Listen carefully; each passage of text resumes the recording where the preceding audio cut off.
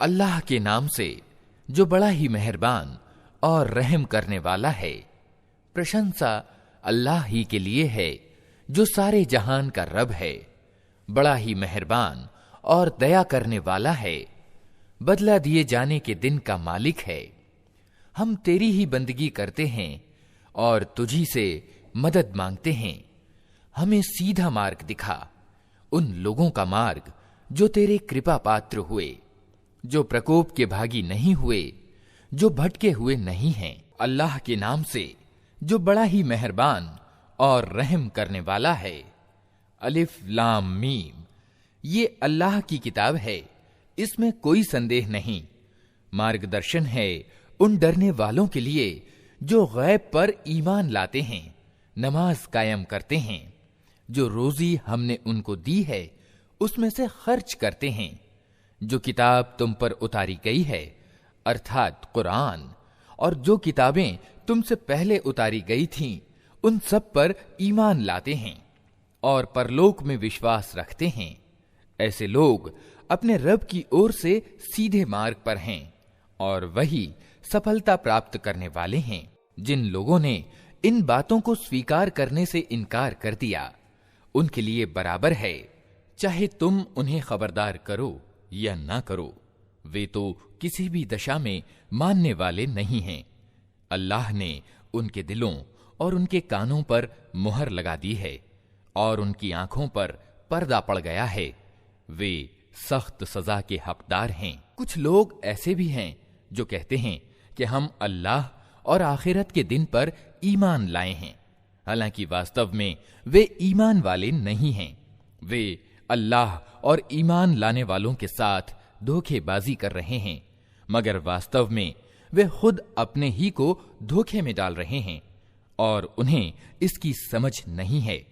उनके दिलों में एक रोग है जिसे अल्लाह ने और अधिक बढ़ा दिया, और जो झूठ वे बोलते हैं उसके फलस्वरूप उनके लिए दर्दनाक सजा है। जब कभी उनसे कहा गया कि जमीन पर बिगाड़ पैदा न करो, तो उन्होंने यही कहा कि हम तो सुधार करने वाले हैं। सावधान, वास्तव में यही लोग बिगाड़ पैदा करते हैं, मगर इन्हें समझ नहीं है।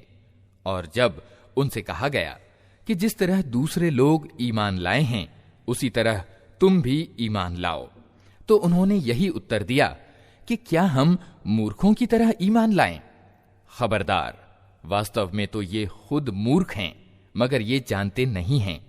जब ये ईमान वालों से मिलते हैं तो कहते हैं कि हम ईमान लाए हैं, और जब एकांत में अपने शैतानों से मिलते हैं तो कहते हैं कि वास्तव में तो हम तुम्हारे साथ हैं और इन लोगों से केवल मजाक कर रहे हैं।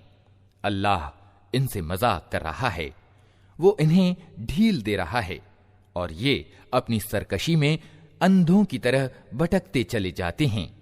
ये वे लोग हैं जिन्होंने मार्गदर्शन के बदले गुमराही खरीद ली है, किंतु ये सौदा इनके लिए लाभदायक नहीं है और ये हरगिज सही रास्ते पर नहीं है। इनकी मिसाल ऐसी है जैसे एक आदमी ने आग जलाई और जब उसने सारे माहौल को रोशन कर दिया तो अल्लाह ने इनकी आंखों की रोशनी छीन ली और इन्हें इस हाल में छोड़ दिया कि अंधियारियों में इन्हें कुछ सूझता नहीं।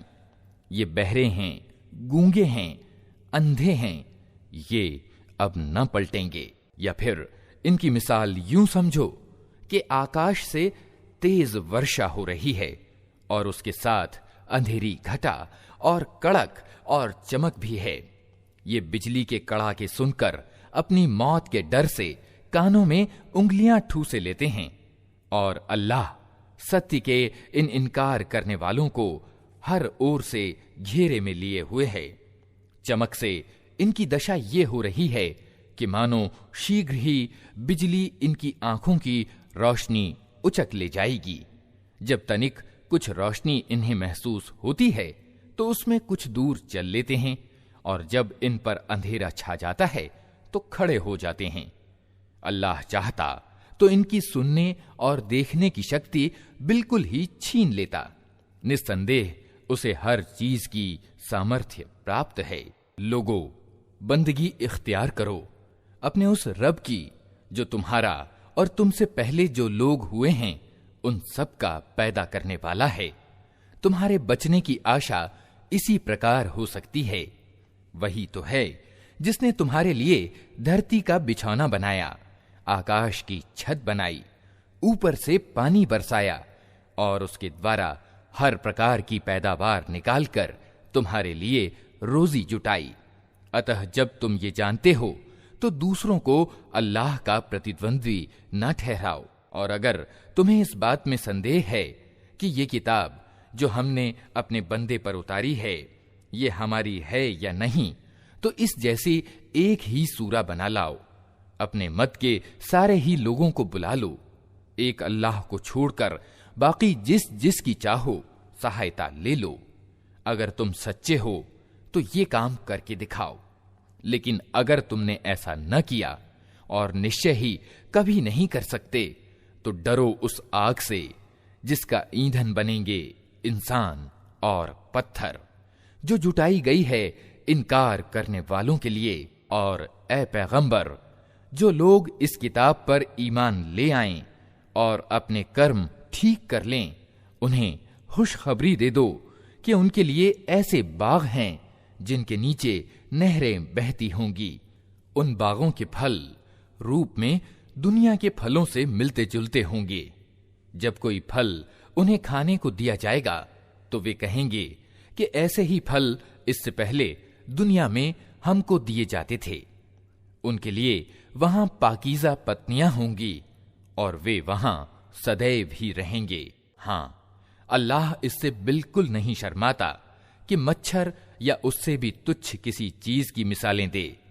जो लोग सत्य को स्वीकार करने वाले हैं वे इन्हीं मिसालों को देखकर जान लेते हैं कि ये सत्य है जो उनके रब ही की ओर से आया है। और जो मानने वाले नहीं हैं वे इन्हें सुनकर कहने लगते हैं कि ऐसी मिसालों से अल्लाह का क्या संबंध।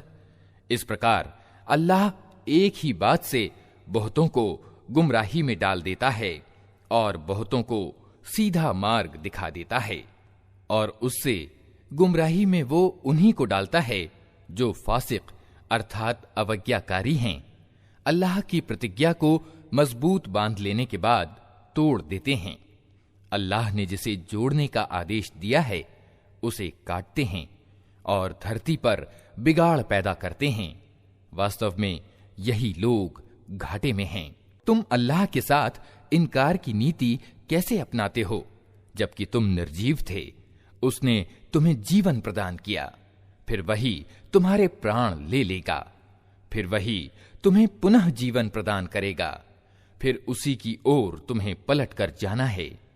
वही तो है जिसने तुम्हारे लिए धरती की सारी चीजें पैदा की, फिर ऊपर की ओर रुख किया और 7 आसमान ठीक तौर पर बनाए, और वो हर चीज का ज्ञान रखने वाला है।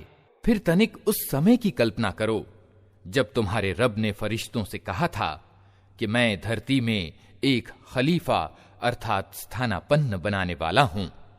उन्होंने निवेदन किया, क्या आप धरती में किसी ऐसे को नियुक्त करने वाले हैं जो उसकी व्यवस्था को बिगाड़ देगा और रक्तपात करेगा? आपकी तारीफ और प्रशंसा के साथ तस्बीह और आपकी पवित्रता का वर्णन तो हम कर ही रहे हैं। कहा, मैं जानता हूं जो कुछ तुम नहीं जानते। इसके बाद अल्लाह ने आदम को सारी चीजों के नाम सिखाए, फिर उन्हें फरिश्तों के सामने पेश किया और कहा, यदि तुम्हारा विचार सही है कि किसी खलीफा की नियुक्ति से व्यवस्था बिगड़ जाएगी तो तनिक इन चीजों के नाम बताओ। उन्होंने कहा, ऐबों से पाक तो आप ही की हस्ती है, हमें तो बस उतना ही ज्ञान है जितना आपने हमको दे दिया है। वास्तव में सब कुछ जानने वाला और समझने वाला आपके सिवा कोई नहीं। फिर अल्लाह ने आदम से कहा, तुम इन्हें इनके नाम बताओ। जब उसने उनको इन सब के नाम बता दिए तो अल्लाह ने कहा, मैंने तुमसे कहा था ना कि मैं आकाशों और धरती के वे सारे तथ्य जानता हूं जो तुमसे छिपे हैं। जो कुछ तुम जाहिर करते हो वो भी मुझे मालूम है, और जो कुछ तुम छिपाते हो उसे भी मैं जानता हूं। फिर जब हमने फरिश्तों को हुक्म दिया कि आदम के आगे झुक जाओ, तो सब झुक गए, मगर इब्लीस ने इनकार किया। वो अपनी बड़ाई के घमंड में पड़ गया और अवज्ञाकारियों में शामिल हो गया। फिर हमने आदम से कहा, तुम और तुम्हारी पत्नी दोनों जन्नत में रहो और यहां जी भर कर जो चाहो खाओ, किंतु इस पेड़ के निकट न जाना, नहीं तो जालिमों में गिने जाओगे। अंततः शैतान ने उन दोनों को उस पेड़ की ओर प्रेरित करके हमारे आदेश के अनुपालन से हटा दिया और उन्हें उस हालत से निकलवाकर छोड़ा जिसमें वे थे। हमने हुक्म दिया कि अब तुम सब यहां से उतर जाओ, तुम एक दूसरे के दुश्मन हो और तुम्हें एक विशेष समय तक धरती में ठहरना और वहीं गुजर बसर करना है। उस समय आदम ने अपने रब से कुछ शब्द सीखकर तौबा की, जिसको उसके रब ने स्वीकार कर लिया, क्योंकि वो बड़ा क्षमा करने वाला और दया करने वाला है। हमने कहा कि तुम सब यहां से उतर जाओ। फिर मेरी ओर से जो मार्गदर्शन तुम्हारे पास पहुंचे, तो जो लोग मेरे उस बताए मार्गदर्शन पर चलेंगे उनके लिए किसी भय और दुख का मौका न होगा, और जो उसे स्वीकार करने से इनकार करेंगे और हमारी आयतों को झुठलाएंगे, वे आग यानी नरक में जाने वाले हैं, जहां वे हमेशा रहेंगे। ए इस्राएल की संतान, तनिक याद करो मेरी उस नेमत को जो मेरी ओर से तुम पर हुई। मेरे साथ तुम्हारी जो प्रतिज्ञा थी उसे तुम पूरा करो, तो मेरी जो प्रतिज्ञा तुम्हारे साथ थी उसे मैं पूरा करूं, और मुझ ही से तुम डरो, और मैंने जो किताब भेजी है उस पर ईमान लाओ। ये उस किताब की पुष्टि में है जो तुम्हारे पास पहले से मौजूद थी। अतः सबसे पहले तुम ही उसके इनकार करने वाले न बनो। थोड़े मूल्य पर मेरी आयतों को न बेच डालो और मेरे प्रकोप से बचो। असत्य का रंग चढ़ाकर सत्य को संदिग्ध न बनाओ और न जानते बूझते सत्य को छिपाने का प्रयास करो। नमाज कायम करो, ज़कात दो, और जो लोग मेरे आगे झुक रहे हैं उनके साथ तुम भी झुक जाओ। तुम दूसरों को तो नेकी का रास्ता अपनाने के लिए कहते हो, मगर अपने आप को भूल जाते हो। हालांकि तुम किताब का पाठ करते हो, क्या तुम बुद्धि से बिल्कुल ही काम नहीं लेते? सब्र और नमाज से मदद लो। बेशक नमाज एक बड़ा ही मुश्किल काम है, किंतु उन आज्ञाकारी बंदों के लिए मुश्किल नहीं है जो समझते हैं कि आखिरकार उन्हें अपने रब से मिलना और उसी की ओर पलट कर जाना है। ए इस्राएल की संतान, याद करो मेरी उस नेमत को जो मेरी ओर से तुम पर हुई थी, और इस बात को कि मैंने तुम्हें संसार की सारी जातियों पर श्रेष्ठता प्रदान की थी। और डरो उस दिन से जब कोई किसी के तनिक काम न आएगा और न किसी की ओर से सिफारिश कबूल होगी, न किसी को फिदिया यानी जुर्माना लेकर छोड़ा जाएगा, और न अपराधियों को कहीं से सहायता मिल सकेगी। याद करो वो समय जब हमने तुमको फिरौनियों की गुलामी से छुटकारा दिलाया। उन्होंने तुम्हें सख्त अजाब में डाल रखा था। तुम्हारे लड़कों को मार डालते थे और तुम्हारी लड़कियों को जीवित रहने देते थे, और इस स्थिति में तुम्हारे रब की ओर से तुम्हारी बड़ी आजमाइश थी। याद करो वो समय जब हमने समुद्र फाड़कर तुम्हारे लिए रास्ता बनाया, फिर उसमें से तुम्हें सकुशल पार करा दिया, फिर वहीं तुम्हारी आंखों के सामने फिरौनियों को डुबो दिया। याद करो जब हमने मूसा को 40 दिन रात के प्रस्ताव पर बुलाया, तो उसके पीछे तुम बछड़े को अपना पूज्य बना बैठे। उस समय तुमने बड़ी ज्यादती की थी, मगर इस पर भी हमने तुम्हें क्षमा कर दिया कि शायद अब तुम कृतज्ञता दिखलाओ। याद करो कि ठीक उस समय जब तुम ये जुल्म कर रहे थे, हमने मूसा को किताब और कसौटी प्रदान की ताकि तुम उसके द्वारा सीधी राह पा सको। याद करो जब मूसा ये नेमत लिए हुए पलटा, तो उसने अपनी जाति वालों से कहा कि लोगों, तुमने बछड़े को पूज्य बनाकर अपने साथ बड़ा अन्याय किया है। अतः तुम लोग अपने पैदा करने वाले के आगे तौबा करो और अपनों को मारो। इसी में तुम्हारे पैदा करने वाले की दृष्टि में तुम्हारी भलाई है। उस समय तुम्हारे सृष्टा ने तुम्हारी क्षमा याचना स्वीकार कर ली कि वो बड़ा क्षमाशील और दयावान है। याद करो जब तुमने मूसा से कहा था कि हम तुम्हारे कहने का हरगिज विश्वास न करेंगे जब तक कि अपनी आंखों से खुले तौर पर अल्लाह को न देख लें। उस समय तुम्हारे देखते देखते एक जबरदस्त कड़के ने तुमको आ लिया। तुम बेजान होकर गिर चुके थे, मगर फिर हमने तुमको जिला उठाया। शायद कि इस उपकार के बाद तुम शुक्रगुजार बन जाओ।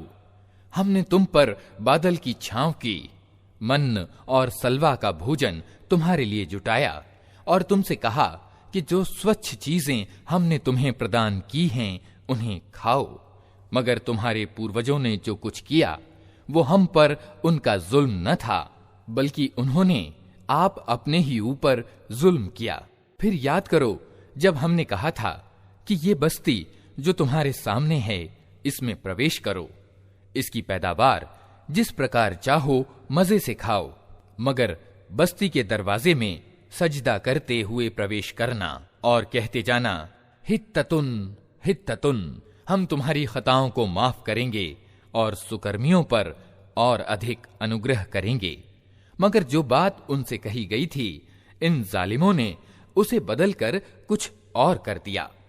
अंत में हमने जुल्म करने वालों पर आकाश से अजाब उतारा। ये सजा थी उन नाफरमानियों की जो वे कर रहे थे। याद करो जब मूसा ने अपनी जाति वालों के लिए पानी की प्रार्थना की तो हमने कहा कि अमुक चट्टान पर अपनी लाठी मारो। अतएव उससे 12 स्रोत फूट निकले और हर कबीले ने जान लिया कि कौन सी जगह उसके पानी लेने की है। उस समय ये आदेश दे दिया गया था कि अल्लाह की दी हुई रोजी खाओ पियो और धरती पर बिगाड़ ना फैलाते फिरो। याद करो जब तुमने कहा था कि ए मूसा, हम एक ही प्रकार के खाने पर संतोष नहीं कर सकते।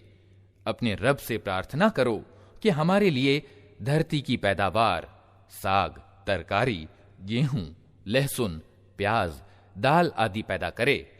तो मूसा ने कहा, क्या एक उत्तम चीज को छोड़कर तुम घटिया दर्जे की चीजें लेना चाहते हो? अच्छा, किसी शहरी आबादी में जा रहो, जो कुछ तुम मांगते हो वहां मिल जाएगा। आखिरकार इस दशा को पहुंच गए कि अपमान एवं अपयश और गिरावट एवं बदहाली उन पर थोप दी गई और वे अल्लाह के अजाब में घिर गए। ये नतीजा था इसका कि वे अल्लाह की आयतों का इनकार करने लगे थे और पैगंबरों की अकारण हत्या करने लगे थे। ये नतीजा था उनकी नाफरमानियों का और इस बात का कि वे धार्मिक मर्यादाओं से निकल जाते थे। विश्वास रखो कि अरबी नबी को मानने वाले हों या यहूदी ईसाई हों या साबी, जो भी अल्लाह और अंतिम दिन पर ईमान लाएगा और अच्छा कर्म करेगा, उसका बदला उसके रब के पास है और उसके लिए किसी डर और रंज का मौका नहीं है। याद करो वो समय जब हमने तूर को तुम पर उठाकर तुमसे पक्का वचन लिया था और कहा था कि जो ग्रंथ हम तुम्हें दे रहे हैं उसे मजबूती के साथ थामना और जो आदेश और निर्देश उसमें लिखे हैं उन्हें याद रखना।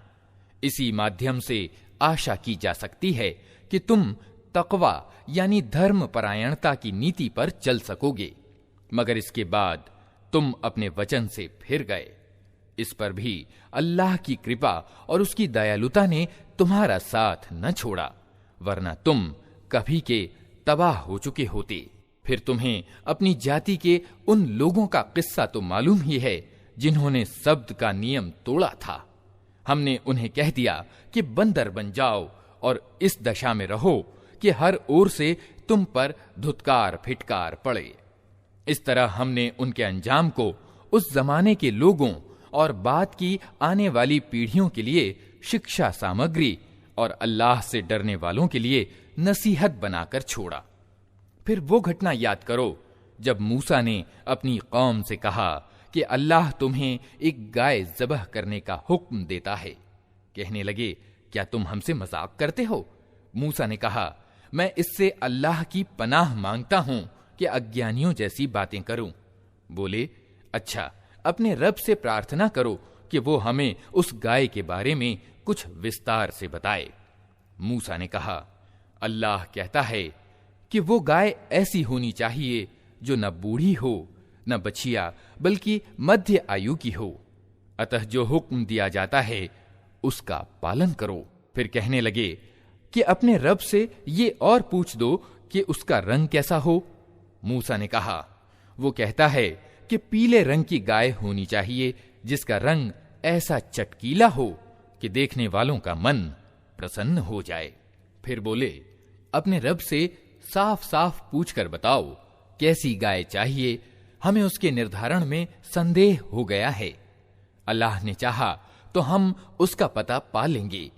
मूसा ने जवाब दिया, अल्लाह कहता है कि वो ऐसी गाय है जिससे सेवा कार्य नहीं लिया जाता, न जमीन जोतती है न पानी खींचती है, भली चंगी और बेदाग है।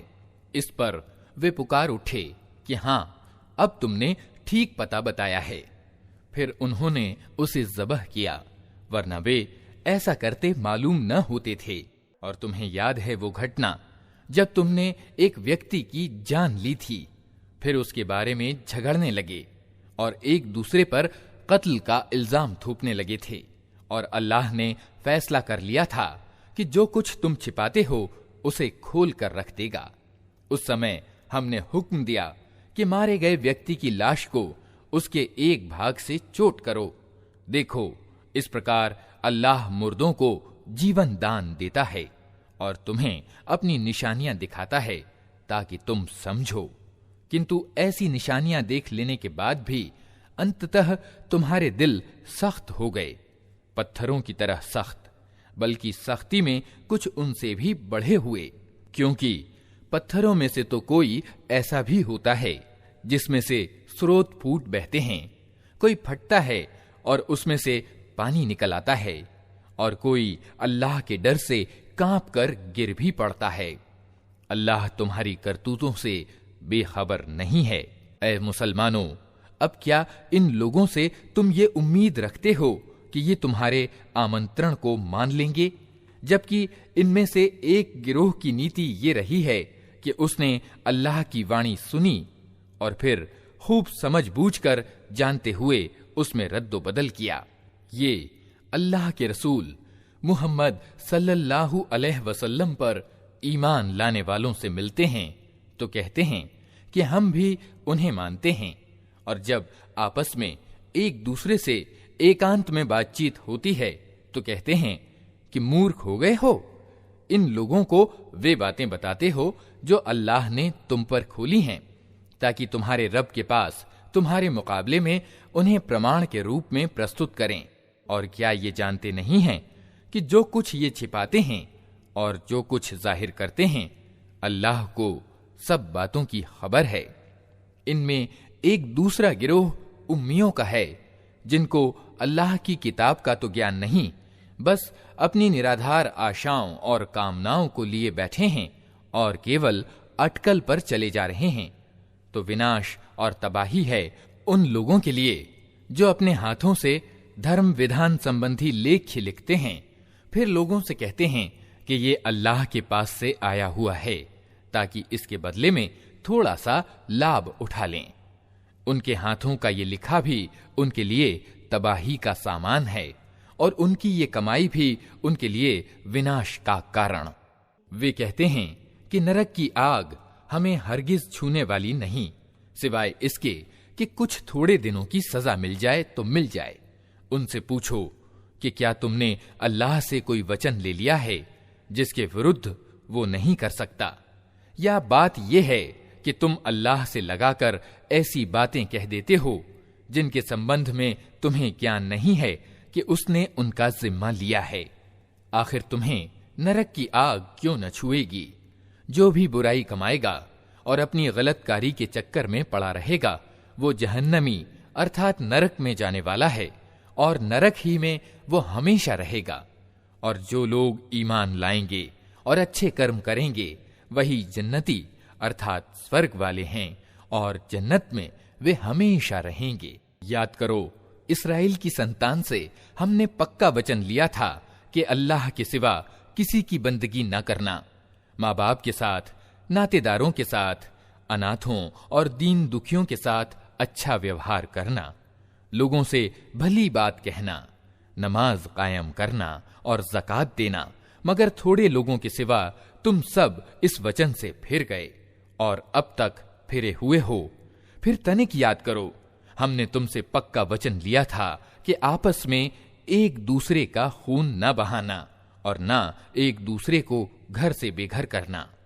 तुमने इसको स्वीकार किया था, तुम खुद इस पर गवाह हो, मगर आज वही तुम हो कि अपने भाई बंधुओं की हत्या करते हो, अपनी बिरादरी के कुछ लोगों को बेघर-बार कर देते हो, जुल्म और ज्यादती के साथ उनके विरुद्ध जत्थेबंदियां करते हो, और जब वे लड़ाई में पकड़े हुए तुम्हारे पास आते हैं तो उनकी रिहाई के लिए फिदिये का लेन देन करते हो, जबकि उन्हें उनके घरों से निकालना ही सिरे से तुम पर हराम था। तो क्या तुम किताब के एक हिस्से पर ईमान लाते हो और दूसरे हिस्से का इनकार करते हो? फिर तुम में से जो लोग ऐसा करें उनकी सजा इसके सिवा और क्या है कि सांसारिक जीवन में भी अपमानित और तिरस्कृत होकर रहें और आखिरत यानी परलोक में कठोरतम यातना की ओर फेर दिए जाएं। अल्लाह उन कामों से बेखबर नहीं है जो तुम कर रहे हो। ये वे लोग हैं जिन्होंने आखिरत बेचकर सांसारिक जीवन खरीद लिया है। अतः न इनकी सजा में कोई कमी होगी और न इन्हें कोई सहायता पहुंच सकेगी। हमने मूसा को किताब दी, उसके बाद लगातार रसूल भेजे, अंत में मरियम के बेटे ईसा को स्पष्ट निशानियां देकर भेजा और पवित्र आत्मा से उसकी सहायता की। फिर ये तुम्हारा क्या ढंग है कि जब भी कोई रसूल तुम्हारी अपनी इच्छाओं के खिलाफ कोई चीज लेकर तुम्हारे पास आया तो तुमने उसके मुकाबले में सरकशी ही की, किसी को झुठलाया और किसी की हत्या कर डाली। वे कहते हैं हमारे दिल सुरक्षित हैं। नहीं, सच बात यह है कि उनके इनकार के कारण उन पर अल्लाह की फिटकार पड़ी है, इसलिए वे कम ही ईमान लाते हैं। और अब जो एक किताब अल्लाह की ओर से उनके पास आई है उसके साथ उनका क्या व्यवहार है, इसके बावजूद कि वो उस किताब की पुष्टि करती है जो उनके पास पहले से मौजूद थी, इसके बावजूद कि उसके आने से पहले वे खुद इनकार करने वालों के मुकाबले में विजय और सहायता की प्रार्थनाएं किया करते थे।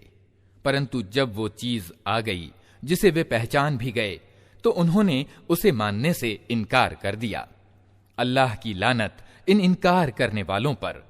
कैसा बुरा साधन है जिससे ये अपने जी की तसल्ली हासिल करते हैं कि जो आदेश अल्लाह ने भेजा है उसे स्वीकार करने से केवल इस हठ के कारण इनकार कर रहे हैं कि अल्लाह ने अपने उदार दान, प्रकाशना और पैगंबरी से अपने जिस बंदे को खुद चाहा नवाज दिया।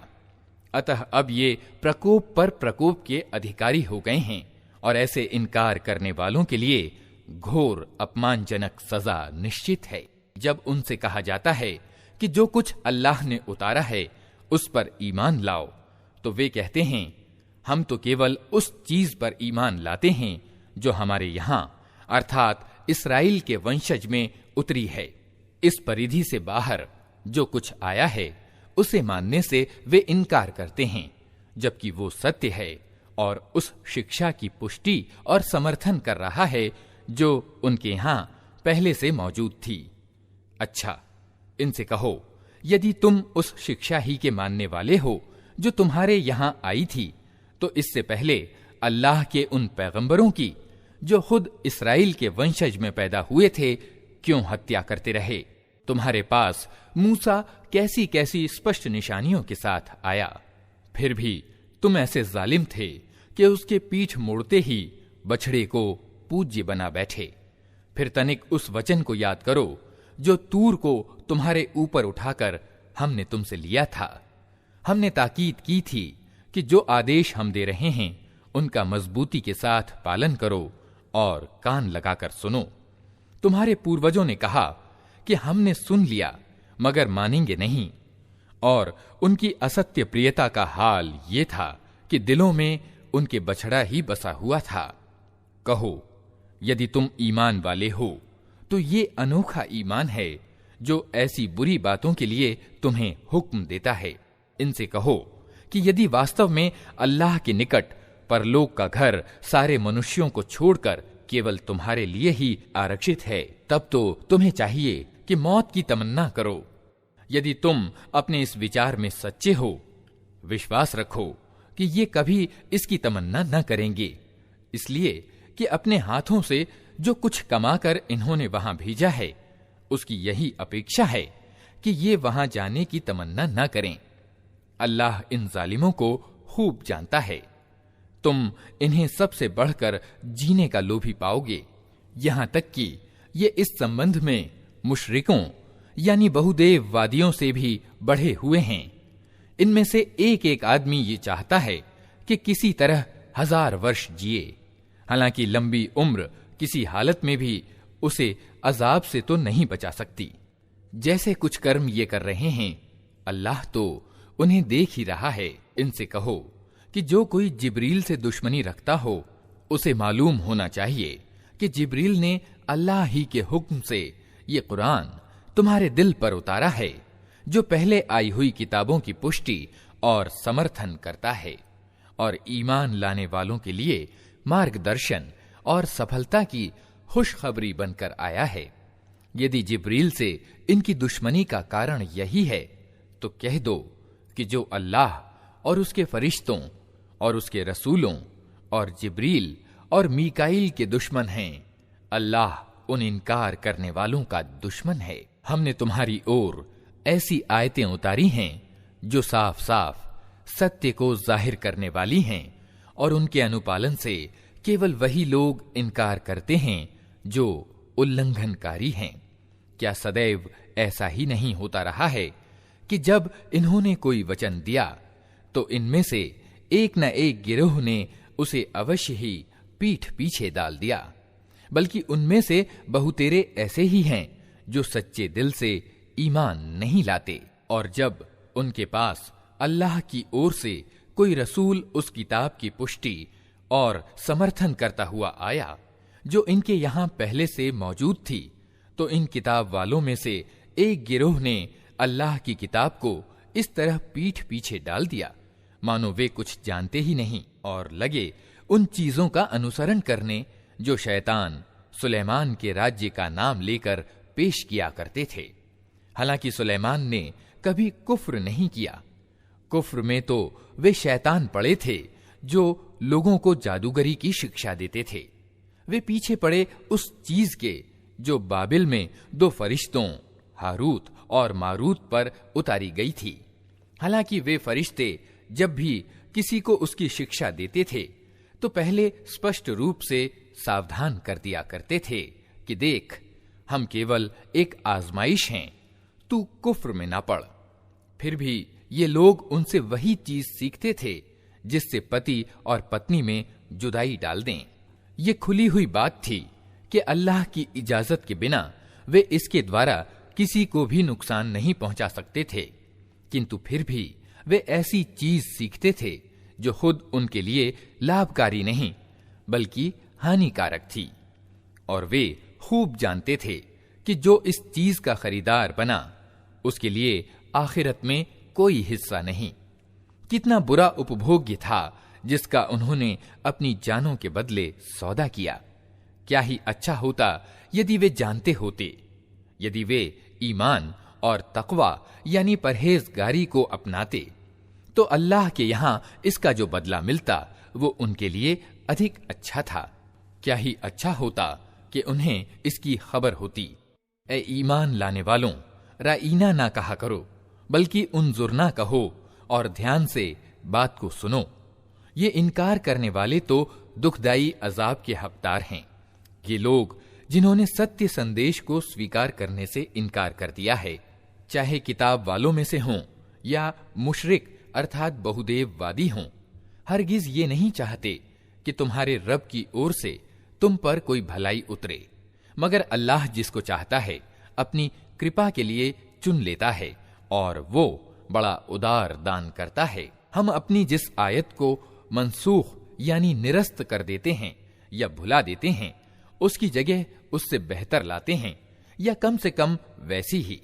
क्या तुम जानते नहीं हो कि अल्लाह को हर चीज की सामर्थ्य प्राप्त है? क्या तुम्हें पता नहीं कि धरती और आकाशों का शासन अल्लाह ही के लिए है और उसके सिवा कोई तुम्हारा संरक्षक और तुम्हारा मददगार नहीं है? फिर क्या तुम अपने रसूल से उसी प्रकार के प्रश्न करना और मांग करना चाहते हो जैसा कि इससे पहले मूसा से किए जा चुके हैं? हालांकि जिस आदमी ने ईमान की रीति को कुफ्र की रीति से बदल लिया, वो सीधे रास्ते से भटक गया। किताब वालों में बहुतेरे लोग ये चाहते हैं कि किसी तरह तुम्हें ईमान से फेर कर फिर कुफ्र की ओर पलटा ले जाएं। हालांकि सत्य उन पर प्रकट हो चुका है, किंतु अपने जी की ईर्ष्या के कारण तुम्हारे लिए उनकी ये इच्छा है। इसके बदले में तुम माफी और दरगुजर से काम लो, यहां तक कि अल्लाह खुद ही अपना फैसला लागू कर दे। इत्मीनान रखो कि अल्लाह को हर चीज की सामर्थ्य प्राप्त है। नमाज कायम करो और ज़कात दो। तुम अपने पारलौकिक अर्थात आखिरत के जीवन के लिए जो भलाई कमाकर आगे भेजोगे, अल्लाह के यहां उसे मौजूद पाओगे। जो कुछ तुम करते हो वो सब अल्लाह की नजर में है। उनका कहना है कि कोई आदमी जन्नत में न जाएगा जब तक वो यहूदी ना हो या ईसाइयों के विचार के अनुसार ईसाई ना हो। ये उनकी तमन्नाएं हैं। उनसे कहो, अपना सबूत पेश करो यदि तुम अपने दावे में सच्चे हो। वास्तव में न तुम्हारी कुछ विशेषता है न किसी और की। सत्य यह है कि जो भी अपने आप को अल्लाह के आज्ञा पालन में समर्पित कर दे और व्यवहारतः नेकी की राह अपनाए, उसके लिए उसके रब के पास उसका बदला है और ऐसे लोगों के लिए किसी भय या शोक का कोई अवसर नहीं। यहूदी कहते हैं ईसाइयों के पास कुछ नहीं, ईसाई कहते हैं यहूदियों के पास कुछ नहीं, हालांकि दोनों ही किताब पढ़ते हैं। और इसी प्रकार के दावे उन लोगों के भी हैं जिनके पास किताब का ज्ञान नहीं है। ये मतभेद जिनमें ये लोग पड़े हुए हैं, इनका फैसला अल्लाह क़यामत के दिन कर देगा। और उस व्यक्ति से बढ़कर जालिम कौन होगा जो अल्लाह की इबादत की इन जगहों में उसके नाम की याद से रोके और उन्हें उजाड़ने पर उतारू हो। ऐसे लोग इस योग्य हैं कि इन इबादत घरों में कदम न रखें, और यदि वहां जाएं भी तो डरते हुए जाएं। उनके लिए संसार में रुसवाई है और आखिरत में बड़ी यातना। पूरब और पश्चिम सब अल्लाह के हैं। जिस ओर भी तुम रुख करोगे उसी ओर अल्लाह का रुख है। अल्लाह सर्वव्यापी और सब कुछ जानने वाला है। उनका कहना है कि अल्लाह ने किसी को बेटा बनाया है। अल्लाह पाक है इन बातों से। वास्तविक तथ्य यह है कि धरती और आकाशों में पाई जाने वाली सभी चीजों का वो मालिक है। सब के सब उसके आज्ञाकारी हैं। वो आकाशों और धरती का ईजाद करने वाला है और जिस बात का वो फैसला करता है उसके लिए बस वो आदेश देता है कि हो जा, और वो हो जाती है। जिन्हें ज्ञान नहीं वे कहते हैं कि अल्लाह खुद हमसे बात क्यों नहीं करता या कोई निशानी हमारे पास क्यों नहीं आती। ऐसी ही बातें इनसे पहले लोग भी किया करते थे। इन सब अगले पिछले गुमराहों की मनोवृत्तियां एक जैसी हैं। विश्वास करने वालों के लिए तो हम निशानियां साफ साफ स्पष्ट कर चुके हैं। इससे बढ़कर निशानी क्या होगी कि हमने तुमको सत्य ज्ञान के साथ खुशखबरी देने वाला और डराने वाला बनाकर भेजा। अब जो लोग नरक से संबंध जोड़ चुके हैं उनकी ओर से तुम उत्तरदायी नहीं हो। यहूदी और ईसाई तुमसे हरगिज राजी न होंगे जब तक तुम उनके तरीके पर न चलने लगो। साफ कह दो कि मार्ग बस वही है जो अल्लाह ने बताया है, वरना यदि उस ज्ञान के बाद जो तुम्हारे पास आ चुका है तुमने उनकी इच्छाओं का अनुसरण किया, तो अल्लाह की पकड़ से बचाने वाला कोई दोस्त और मददगार तुम्हारे लिए नहीं है। जिन लोगों को हमने किताब दी है वे उसे उस तरह पढ़ते हैं जैसा कि पढ़ने का हक है। वे इस कुरान पर सच्चे दिल से ईमान ले आते हैं, और जो इसके साथ इनकार की नीति अपनाएं वही वास्तव में नुकसान उठाने वाले हैं। ए इस्राएल की संतान, याद करो मेरी वो नेमत जो मैंने तुम्हें दी थी, और ये कि मैंने तुम्हें संसार की समस्त जातियों पर श्रेष्ठता प्रदान की थी। और डरो उस दिन से जब कोई किसी के तनिक भी काम ना आएगा, ना किसी से कोई अर्थदंड यानी जुर्माना स्वीकार किया जाएगा, ना कोई सिफारिश ही आदमी को फायदा पहुंचा सकेगी, और ना अपराधियों को कहीं से कोई सहायता पहुंच सकेगी। याद करो कि जब इब्राहिम को उसके रब ने कुछ बातों में आजमाया और वो उन सब में पूरा उतर गया, तो उसने कहा, मैं तुझे सब लोगों का पेशवा बनाने वाला हूं। इब्राहिम ने निवेदन किया, और क्या मेरी संतान से भी यही वादा है? उसने उत्तर दिया, मेरा वादा जालिमों के बारे में नहीं है, और ये कि हमने इस घर यानी काबा को लोगों के लिए केंद्र और शांति की जगह ठहराया था, और लोगों को आदेश दिया था कि इब्राहिम जहां इबादत के लिए खड़ा होता है उस जगह को स्थायी रूप से नमाज की जगह बना लो। और इब्राहिम और इस्माइल को ताकीद की थी कि मेरे इस घर को तवाफ यानी परिक्रमा और एतिकाफ करने वालों और झुकने वालों और सजदा करने वालों के लिए शुद्ध यानी पाक रखो। और ये कि इब्राहिम ने प्रार्थना की, ऐ मेरे रब, इस नगर को शांतिमय नगर बना दे, और इसके निवासियों में से जो अल्लाह और आखिरत को माने उन्हें हर प्रकार के फलों की रोजी दे। जवाब में उसके रब ने कहा, और जो न मानेगा अल्प सांसारिक जीवन की सामग्री तो मैं उसे भी दूंगा, किंतु अंत में उसे जहन्नम के अजाब की ओर घसीटूंगा, और वो बहुत ही बुरा ठिकाना है। और याद करो, इब्राहिम और इस्माइल जब इस घर की दीवारें उठा रहे थे तो दुआ करते जाते थे, ऐ हमारे रब, हमसे ये सेवा स्वीकार कर ले, तू सबकी सुनने और सब कुछ जानने वाला है। ऐ रब, हम दोनों को अपना मुस्लिम यानी आज्ञाकारी बना, हमारी संतति से एक ऐसी कौम उठा जो तेरी मुस्लिम अर्थात आज्ञाकारी हो। हमें अपनी उपासना के तरीके बता और हमारी कोताहियों को माफ कर, तू बड़ा माफ करने वाला और दयावान है। और ऐ हमारे रब, इन लोगों में खुद इन्हीं की कौम से एक रसूल उठाना जो इन्हें तेरी आयतें सुनाए, इनको किताब और समझ की शिक्षा दे और इनके जीवन संवारे। तू बड़ा प्रभुत्वशाली और तत्वदर्शी है। अब कौन है जो इब्राहिम के तरीके से नफरत करे, जिसने खुद अपने आप को मूर्खता और अज्ञान में ग्रस्त कर लिया हो? उसके सिवा कौन ये हरकत कर सकता है? इब्राहिम तो वो व्यक्ति है जिसको हमने संसार में अपने कार्य के लिए चुन लिया था, और परलोक में उसकी गिनती अच्छों में होगी। उसका हाल ये था कि जब उसके रब ने उससे कहा, मुस्लिम अर्थात आज्ञाकारी हो जा, तो उसने तुरंत कहा, मैं जगत के स्वामी का मुस्लिम अर्थात आज्ञाकारी हो गया।